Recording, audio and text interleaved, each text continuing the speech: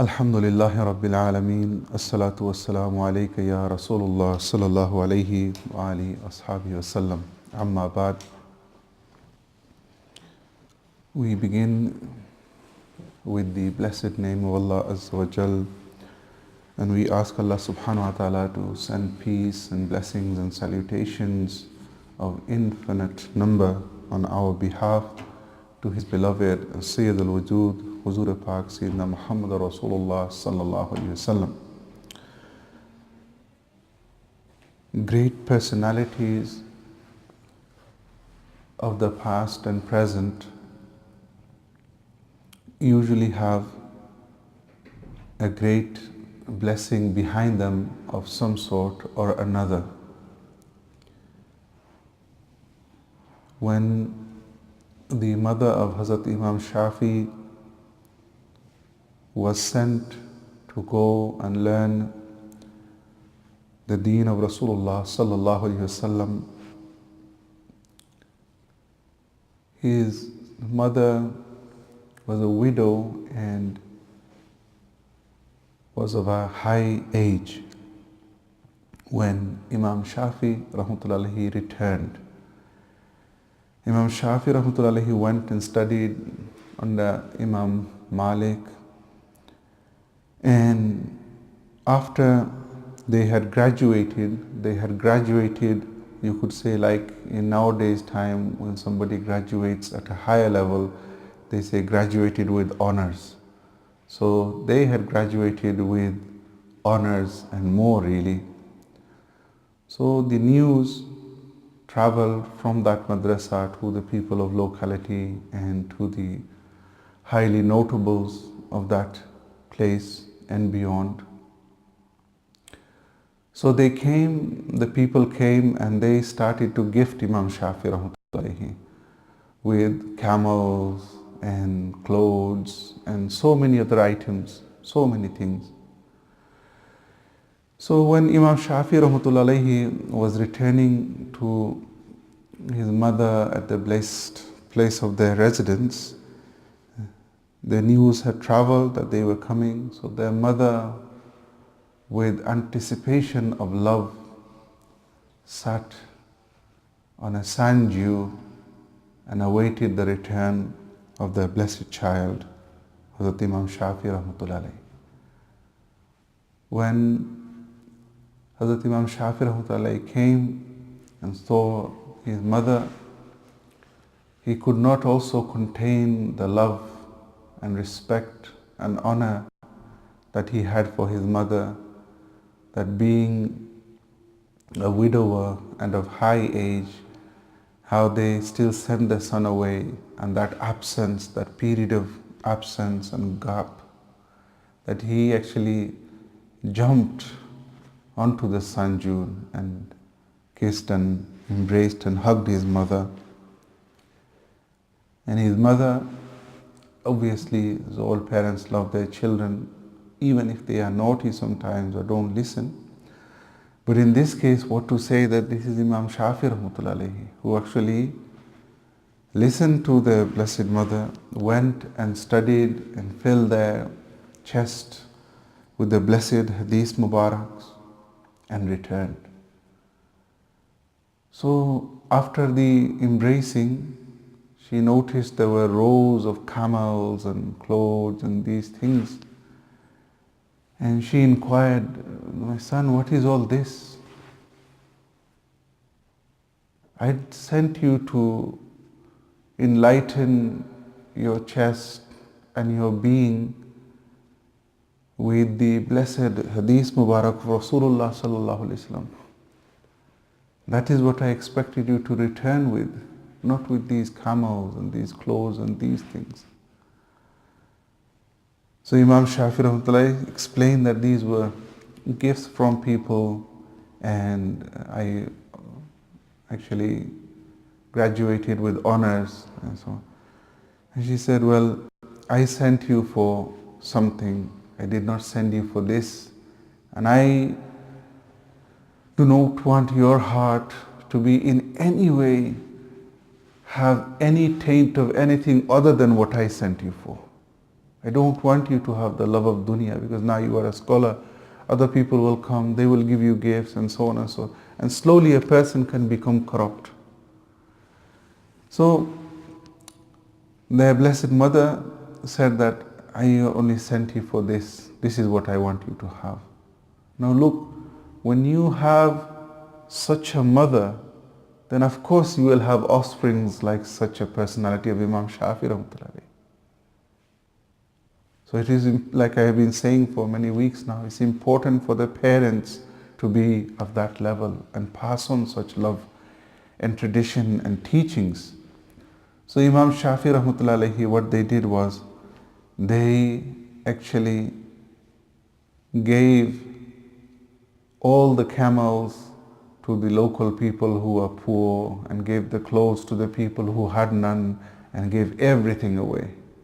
Then after that, the mother of Imam Shafi took their son back to their house. Although they were poor, they could have kept it. It wasn't haram because it was halal. But this is how strict they were, that we don't want it actually mixing. What if it mixes and so on. So we should also teach our children, like we also send our children to like maktab and maybe madrasa and things, that what is the reason for sending you there? What is the reason? And then maybe every 6 months, 8 months, people tend to forget, or it may become clouded, and remind them again. So that don't forget, this is the reason why I sent you.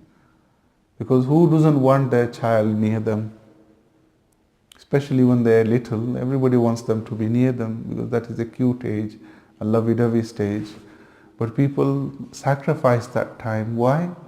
Because they want something better for the child, so that they could be with the child forever and ever in Jannah, in the blessed company of the awliya and the Anbiya alayhi wassalatu wassalam. So Imam Shafi rahmatullahi benefited even more because they listened to the mother, who was a very high level, high status personality of that time. Our mashayikh say, even if somebody listens to the advice of majzoobs with sincerity, although you shouldn't really go to majzoob awliyas for advice and things, because you won't understand. But say even if somebody did with sincerity, they would still benefit from that. Now what to say about benefiting from advice of awliyas who are not majzoob, of your teachers, of your parents, of your ustads, of your peers, of your well-wishers? Inshallah, if you are sincere and you listen, you will benefit. It comes once about the famous Majzoob Hazrat Behlul rahmatullah alayhi, that one person, he was well off, but for whatever reason he lost all his wealth, his businesses and everything, and he was lost. He was lost, and he came to Hazrat Behlul rahmatullah alayhi and said, "Oh, pious man, help me, give me some advice. My wealth and everything is gone. I have not much left, rather my situation is very bad." So Hazrat Behlul rahmatullahi saw that he had a pure intention and he was sincere in his quest. So Hazrat Behlul rahmatullahi said, "Buy black cloth. Buy black cloth. That's it." So it's very hard to understand Mazhub people anyway. So he was sincere and he thought, I will buy. So whatever he had, he went to the market and he bought. He asked, "Do you have black cloth?" They said yes. So he bought it. He went to the next shop, "Do you have black cloth?" He never thought, what I am going to do, or why should I buy black cloth? And because he was sincere, he came with sincerity to a friend of Allah Azza wa Jal, and he was acting upon the instruction with sincerity, didn't question it. So he bought all the black cloth that was available in the market and he had it. Then the news reached that a king, a notable of that area, had passed away. And it was the tradition of that place that all the people going to the funeral must wear black. Like in the Western, as you can see, if they have a funeral, they are expected to wear black clothes, black suit, black shoe, black tie, black veil, black everything. So that was the tradition from there also. So the people went to the market, the people went to the market to buy black cloth, but they couldn't find any. All the shopkeepers said, we are sold out. And the funeral is within days. They couldn't have time to travel, go and make. And so they said, why is that nobody has the black cloth? And they asked the shopkeeper. And he said that we sold it to this person. And the same name came up.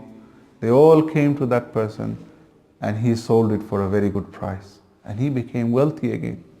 He became rich because he followed the advice with sincerity. So now he became rich again, but unfortunately for him, he became arrogant again. He became boastful and all these because he had not got tazkiyah done. So he had these things back again. They say sometimes even the wolf becomes good when he loses his teeth because he can't really eat the chicken or things like this.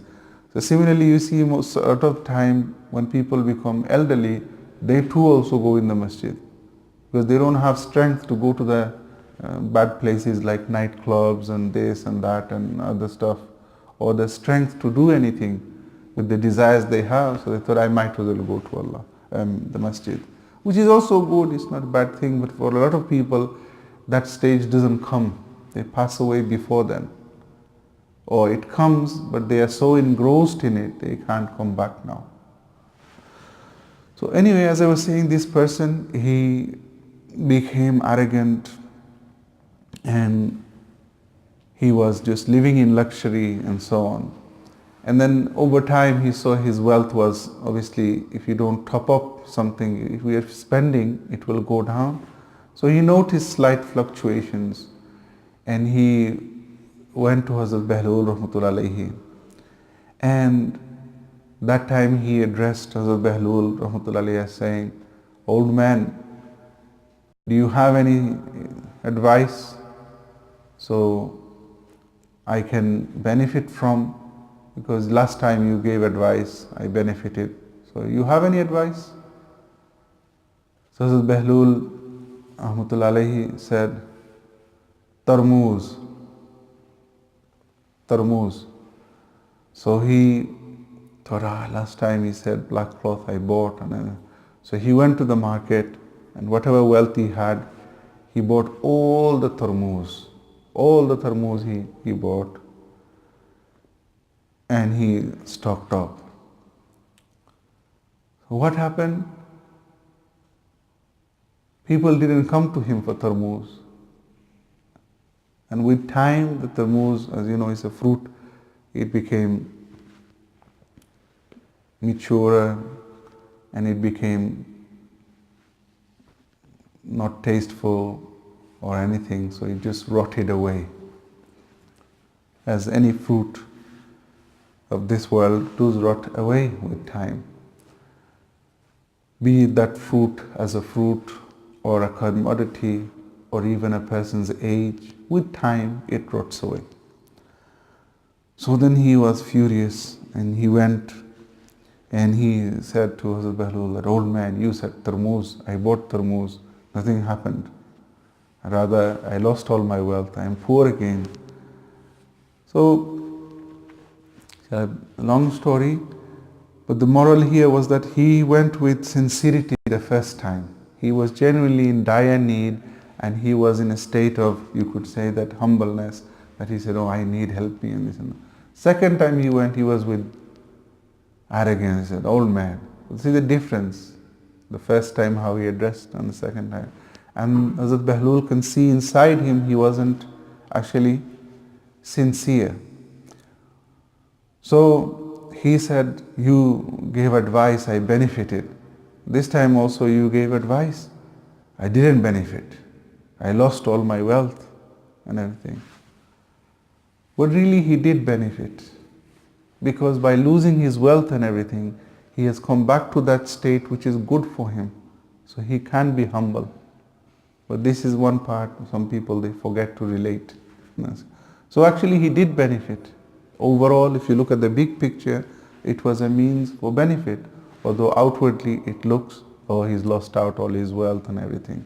Yes, he lost out for certain reasons. So, as I was saying about the story of Hazrat Imam Shafi rahmatullah alayhi, or any such stories really, is that when we do seek advice or counsel from anybody, we should seek it with sincerity and we should act upon it with sincerity. And when we get the fruits of our labor of acting upon the advice, we should be sincere in whatever the result we get. Because there is goodness in there for us, one way or another. So may Allah subhanahu wa ta'ala enable us to truly appreciate our peers, our parents, our teachers, our mashayikh, and truly be sincere with them and act upon the advice with sincerity and humbleness. And may Allah subhanahu wa ta'ala enable us to be always under their blessed shadow and their companionship. And may Allah subhanahu wa ta'ala fill our hearts with the love of the awliyaullah and the pious and the righteous, so that we are with them in this world and in the hereafter. Subhanakallahumma bihamdika nashhadu an la ilaha illa anta. Jazakallah khair.